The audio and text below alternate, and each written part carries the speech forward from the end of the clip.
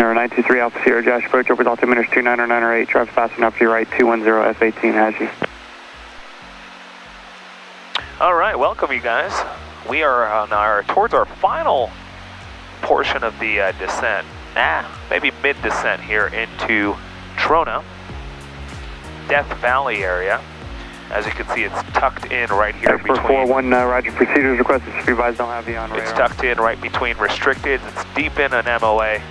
Lots of Edwards Air Force Base is right down here. Ridgecrest is right there. Lots of military activity happening out here. Nice and hot here in the desert. It's currently 26 degrees Celsius. I'm passing 5,500 feet. Trona sits at... Trona sits at 1,700 or so, so we're looking at about 4,000 feet left between us and the airport, and that's 2 degrees per thousand, so we're looking at about 8 degrees, so 26 plus 8. It's about 34 degrees Celsius on the ground right now in Trona, and it's only 9:48 a.m., so nice and hot. That's what the summer here in the desert looks like. Otherwise, we are currently about just over 10 miles south of the airport. I'm on VFR flight following.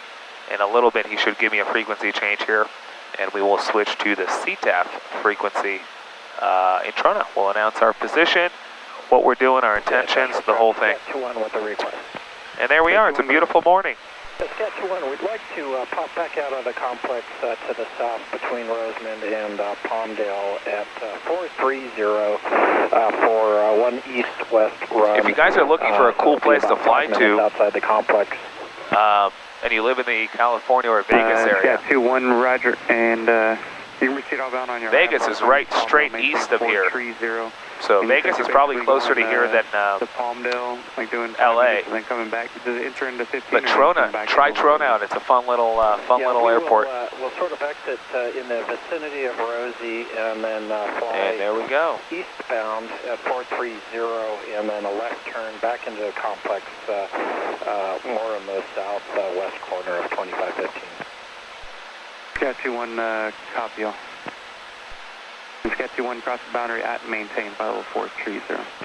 Across the complex, or the boundary 430, and we're level 430, Scat 21. Military. Military. All right, I have the airport in sight. And there we are. Everything looks good. Temperatures look good. All is good stuff. Coach from 4072 Whiskey, you got anything in front of me, or can I go ahead and switch to And I'll go ahead and ask for a frequency change. Calling Josh for a second.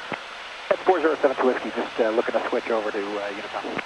972 Whiskey, Radar Service Terminator, frequency change, approve, good day. Have a good one, thanks. Number 51 Golf, Radar Service Terminator, squad VFR, frequency change, approve, good day.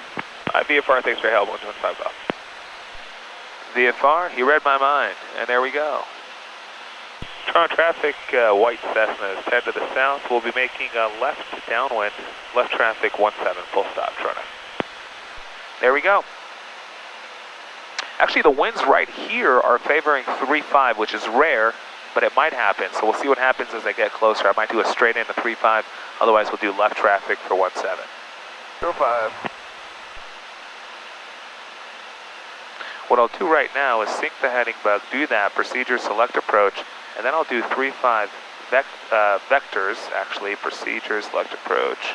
I'll do 3-5 vectors, and then I'll activate vertical it. track. There we go. And then what I'll do is I'll do nav, and I'll put that on nav on standby to intercept the final approach course of 3-5, and I'll press approach, which will go ahead and get my glide path armed as well.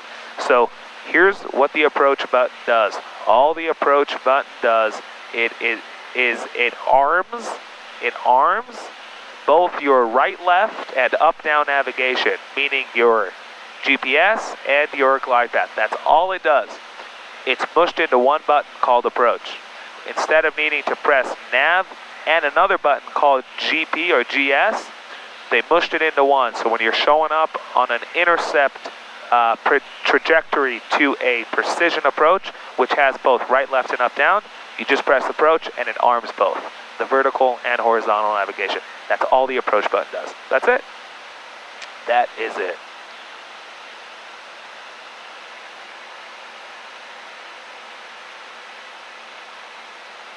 All right, airport's right in front of me. There we go. Looking at the winds as I'm coming down further, looks like they're staying calm. I might just do a straight in a 3-5. Let's do that. Why not? I'm already on the approach. I'm set up. Absolutely fantastic.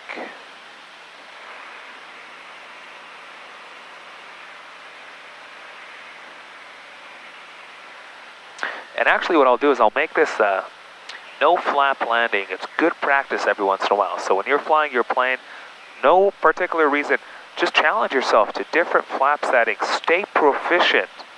Know how to land the thing in different conditions, with flaps, without flaps. You never know when it'll get jammed on you. So I didn't plan this. Right now in my head, I'm like, you know what? Let's do a no flap landing. It's been a minute since I've done that. So there you go. It'll be pretty, it won't be pretty, that's aside of the point. The point is that I'm keeping proficient on any possibility that I might encounter in the real world, and I'll be ready for it when it shows up. Hopefully I will. And there we are. Toronto traffic, white Cessna is 5 to the south, make straight in 3-5 actually, full stop, Toronto. There we go, winds are calm enough. So no flaps, flaps are up, lights are all on. And we'll go ahead and open the cowl flaps now. And we'll go ahead and do prop full forward and mixture forward. And there we have it. In a moment here, when the diamond touches the center, glide path should take over. It's a visual approach, but still it gets us close enough.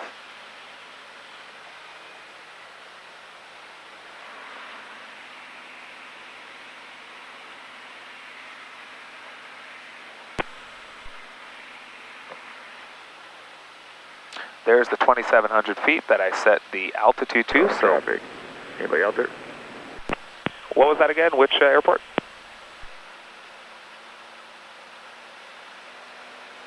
Four the kilos, 5 miles to north, inbound.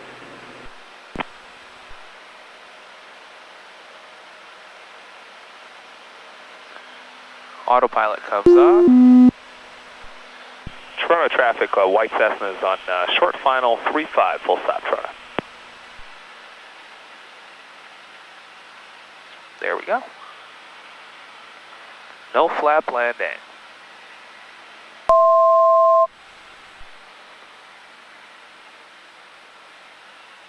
Yeah, it looks like the winds are You got calm. 1 mile short final? Yeah, we are 1 mile short final, Toronto. I got you, right.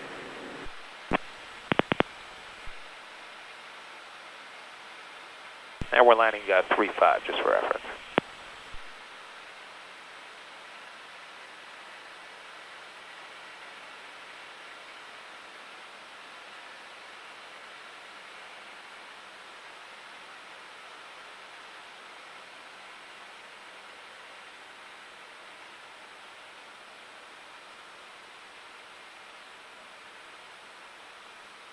And where are you guys at here, Toronto?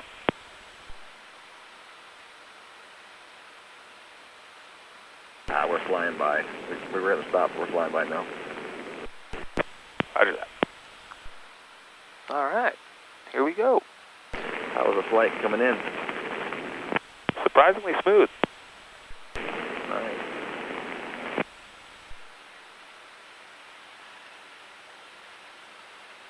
All right, winds are calm. 3-knot tailwind, which is fine.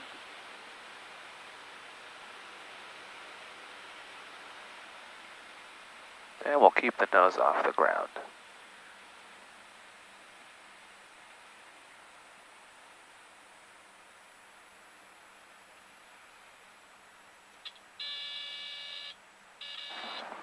There we go.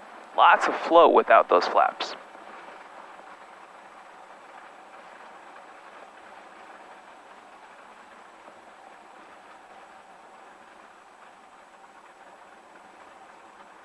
And that is why no flap landings periodically is great practice. It really reminds you what the plane feels like, what the plane sounds like, the whole thing. If you never do it, then you have to do it because the flaps are jammed on you. You might be surprised by what things look like. You wouldn't expect that. So there we have it. That was a really long landing, which is fine. I gave it more power, came in with more energy. It's a long runway. But, like I said before, it's a great challenge yourself to land every once in a while with different flap settings and keep proficient on them. Really, really important. Toronto traffic, White Cessna's back taxiing 35, Toronto. And there we have it. Welcome to Toronto, you guys. I hope you guys enjoyed that short little descent and arrival into Toronto. And let's see. Ooh, look at that. I anticipated 34 Celsius on the ground, and it's 34 Celsius on the screen. Crazy how it's that 2 degrees per Celsius per 1,000 feet is pretty darn accurate.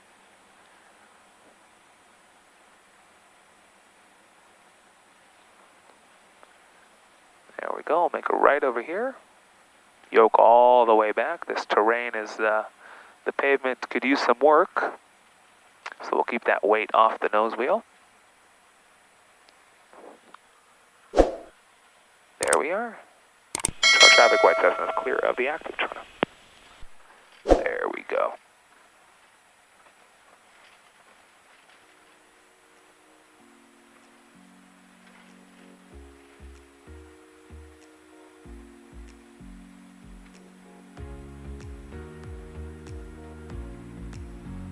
Alrighty.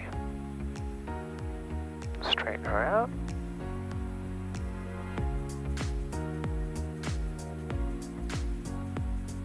There we go. Alright, you guys, hope you guys enjoyed that, and I will see you all on the next one. Here we go.